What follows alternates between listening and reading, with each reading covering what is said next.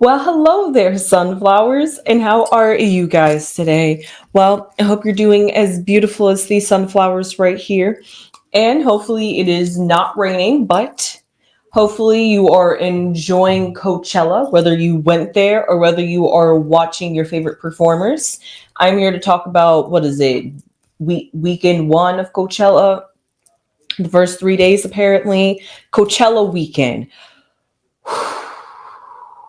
Where should I start with first? Should I start with first with the drama surrounding Coachella, or should I start with the performers first? The performers are the best part, so I will save that for last. So here's some drama that was going around in Coachella. First off, the theme of Coachella is apparently sustainability. Beautiful. I love that. That's amazing. And they're going country too, with some of the theme of Post Malone, getting a little ahead of myself, but it seems like Coachella's rooted in good old America. That's the best I could put it, and I'm here for that. Just pure American pride, just enjoying the fellowship of just being American. Yes, let's go. And sustainability, looking towards our future, man, it almost sounds like Make America Great Again, coded language, right? But looking out for our future with sustainability is amazing. However, speaking of sustainability, there was some drama around Carpoolchella. Yes, apparently that's the thing. I've never known of that. I've never been to Coachella. I don't even live on the West Coast. However, Carpoolchella turned into Dramachella because apparently there was this woman named Kaylee who worked really hard on putting or designing, I think it was her car, designing her car, because part of Carpoolchella is all about sustainability. It has many people fit in a car and you guys carpool to Coachella. So that way you reduce your CO2 emissions by driving so many cars. However, this group of friends happened to drive 4 cars and there was only 8 of them. So they missed the mark there anyway. But however, they still managed to get the tickets. 4 of them did, who went in Kaylee's car, and Kaylee took another friend's car because that friend was sick. But the whole reason this another friend, her name is Abby, came out and said that the reason that they took 4 cars was to up their chances of winning prizes, but that also reduces the amount of people who can win the amount of prize. I guess they were just like, at least if 1 out of 8 of us wins it, that's great. But 4 out of the 8 of them, or 6, 7 of them, won it. So whole drama there. Kaylee made a video crying about it, visibly upset because all of the hard work and effort that she went into at first did not get recognized because her friends drove the car and she was just being a good friend trying to help somebody else out. She's like, it's circumstances. I get it. I can't be mad. I'm happy for my friends, but I'm also upset. So then Coachella heard this drama and they gave Kaylee a ticket. Same matching ticket that her 4 friends got. So then it turns out that now they're trying to still feed into the drama, and Abby's making videos, Kaylee's making parody videos, pretending like they're upset or mad with each other, and they're all pretty much coming down to the fact that this was all a publicity stunt. Besides the fact that Kaylee truly wasn't her feelings, but then they chose to market off of it, and it worked in their favor. But yeah, that was some drama that happened at Coachella, or Carpoolchella. Some more drama that happened at Coachella, which is a little bit about performances, is that Meg the Stallion, her performance got cut short. Is it fair to say the performance was cut short, or is it fair to say that her mic was cut short? Because even though we could barely hear her on the microphone, her and her dancers were still dancing. At least from the video I saw, I couldn't hear no music. It looked like the dancers were just dancing to the beat and just in their heads, like they've danced this so much that it's just muscle memory. And unless Meg the Stallion was truly singing, and those that could like see her in the front row could hear her, and they was like getting I don't know. I don't know what was going on towards the end of it, but Meg the Stallion, hands down, was a great performer. She handled that with professionalism. Just love it. I love it. Not loving it for the fact that she got cut off, but I part of me wonders, did Megan Thee Stallion go on before or after Travis Scott? Because I heard Travis Scott was 20 minutes late. So I'm trying to figure out if he was 20 minutes late, how long was his set? And did his set get cut short, or did some other people had to get suffered along the way? But you know what, that's just drama. Also, speaking of drama, I think this was during the Green Day performance. Apparently, one of the palm trees got set on fire from the pyro cannons. Yeah, I know. It's a whole mess with Coachella. I don't know what was going on in Coachella. Last thing we need is another fire in California. So honestly, get rid of the pyro. Green Day is known for it. It was great theatrics. I loved it, but yeah, no, yikes. Ugh, ugh. This is giving me PTSD just thinking about the how frightful it could have been for some people. It wasn't that dramatic, but just seeing just fire in California, and it's at Coachella, and hearing all this drama that's unfolding is just yikes. However, outside of some drama, let's talk about some good things that actually happened at Coachella. Like for the fact that apparently Karrueche and Chris Brown were spotted talking, and fans apparently want them to get back together. I'm not quite sure the story behind Karrueche and Chris Brown. However, Coachella is known to be places where people have flings and come together. I mean, don't we remember a few Coachellas back, we saw Shawn Mendes and Camila Cabello. So just like in this Coachella, we saw Timothy Chalamet and Kylie Jenner, and we also saw Justin Bieber and Hailey Bieber. It's a great time. Everybody wants to hang out with everybody. We saw Rosé from Blackpink supporting both Lisa and Jennie at their performances. So yeah, it's just a great time. Everybody's hanging out with their friends. If we rekindle, if we connect, hey, how's it going? Yeah, let's have some fun. It's Coachella. What are we doing holding on to bad vibes? It's supposed to be free. It's supposed to be loose. They got the Sahara, they got the desert, they got different venues. So Coachella is really all about the vibes and the music. So because of that, I'm glad to see anybody and everybody talking to each other. I don't know where Bruno Mars was, but Rosé did try to FaceTime Bruno Mars when Lady Gaga was performing. So like everybody's supporting everybody out here. Some other things that I found interesting was that, oh yes, Bernie Sanders. I know, I told you, there was a lot going on at Coachella. That's why I saved the best for last, which was the performances and what I have to say. So Bernie Sanders, yes, he didn't perform, but he definitely made a statement about what specifically I quoted: stand up and fight for justice. So yeah, it was great to hear from Bernie Sanders. Again, another elderly potential president we could have had, but not trying to be ageism here. I'm just looking at the facts here, but I'm just glad he's still true and still committed to the politics, for the justice, for the future. And honestly, like I said, the theme for Coachella was about sustainability and about our future as the planet Earth.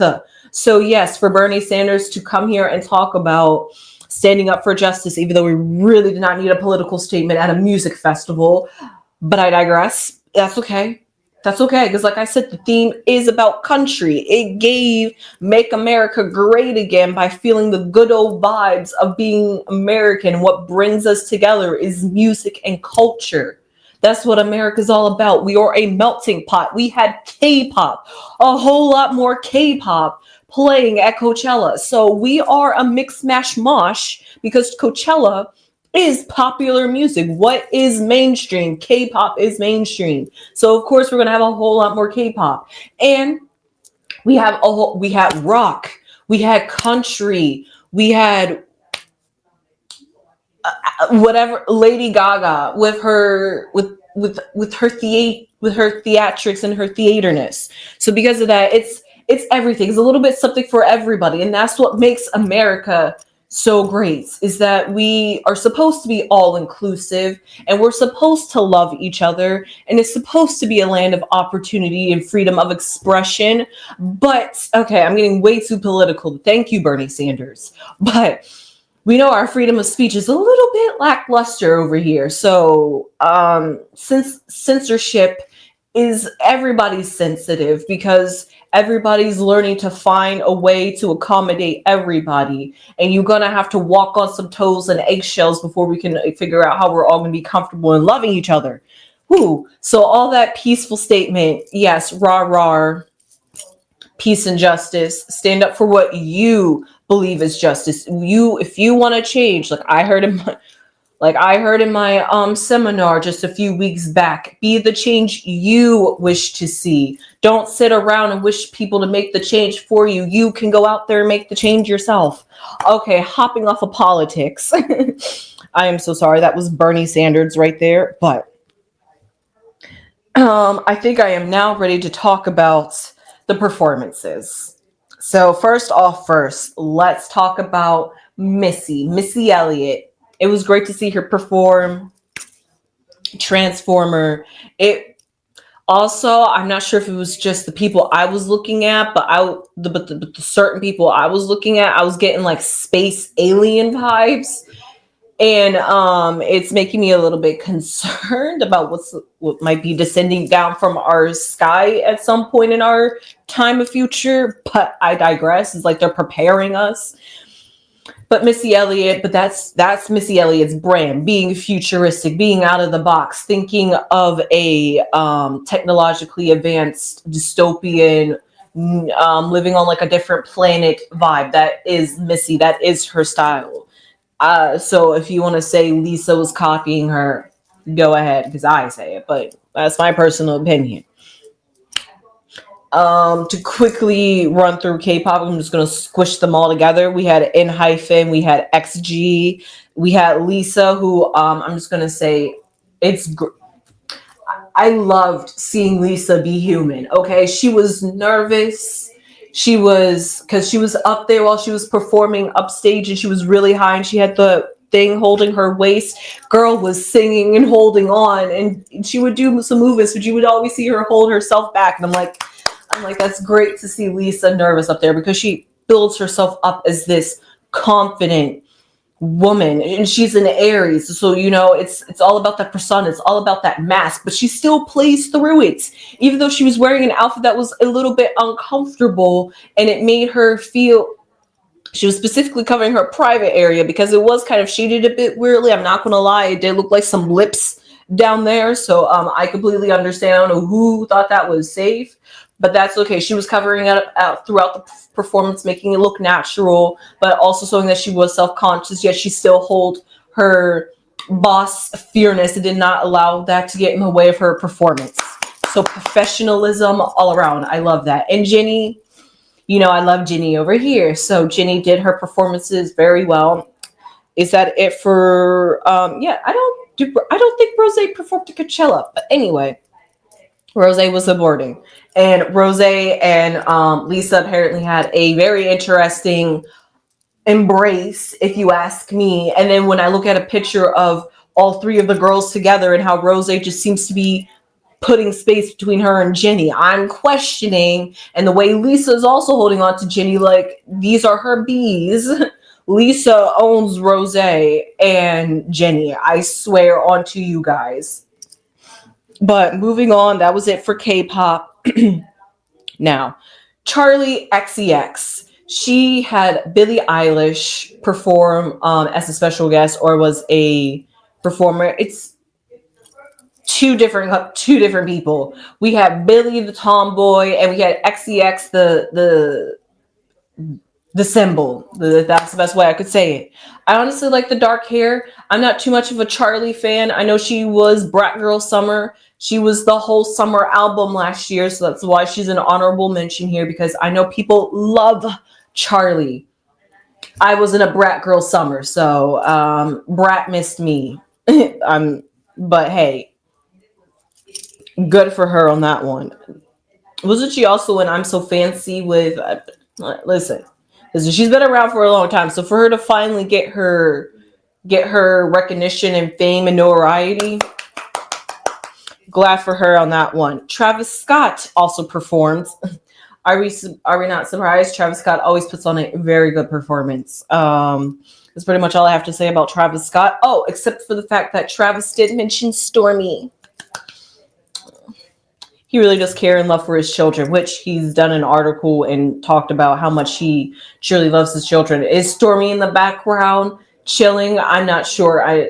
Where is Stormy? Because Stormy's definitely not with Kylie, because Kylie's chilling with Timothy Chalamet.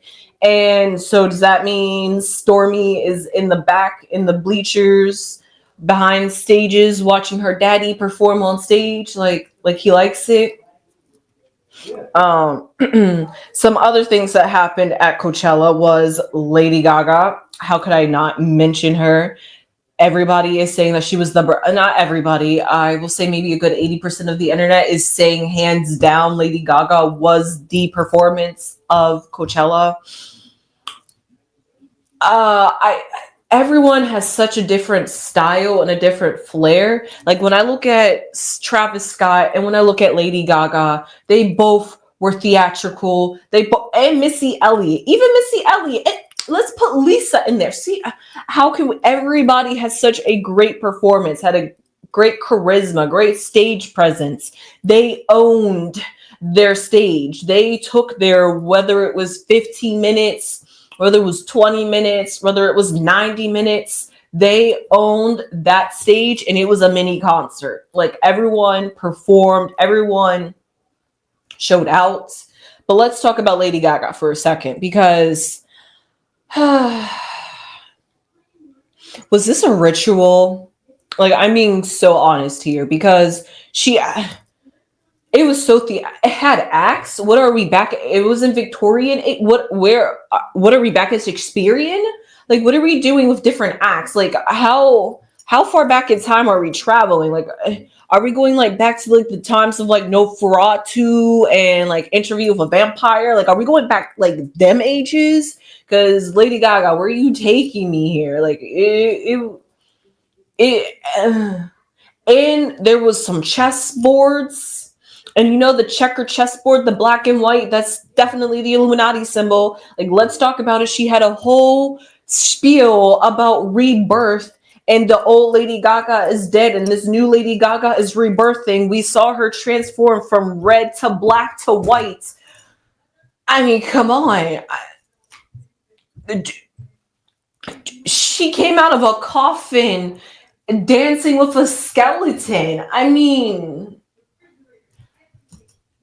it was a ritual right before our faces, and I'm not sure if anybody that watched it or sat in it was a part of the ritual, because that's energy that's being evoked. So everybody, whoever's here living up and eating abracadabra, magic has been put on you, because I don't know what is going over there in Lady Gaga territory. She even said it herself, the demons are back. So